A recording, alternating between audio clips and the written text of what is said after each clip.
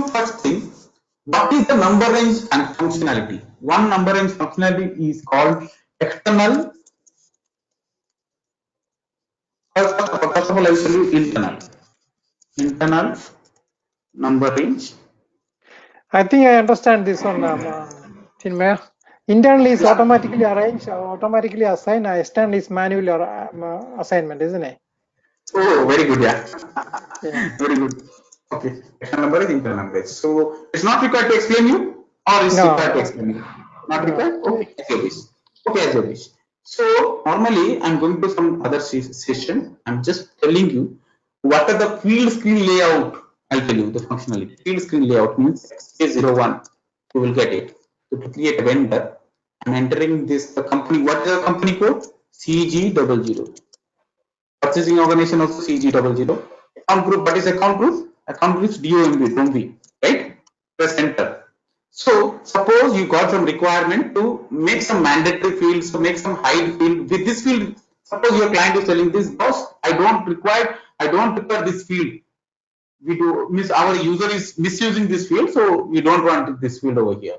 We want this field as a mandatory. So how you are going to configure this? This the configuration is in account group configurations. Define account group for the screen layout vendor. You have to come here, position. Which account group we have created, select that one. Select this line item, click details. This field status over here. Just select which particular data is belong to which one. Double click on it, accesses.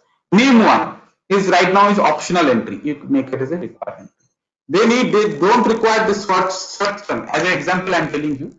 If you want, if they don't want, just make it suppress. Save it. Make it suppress. Save it. So right now, what I'm going to do, I'm going to refresh the transaction.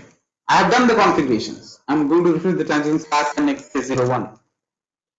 Refresh the transaction code. Already done. Company code, vendor, company code, first name, account group. Look this. After entering, what happens?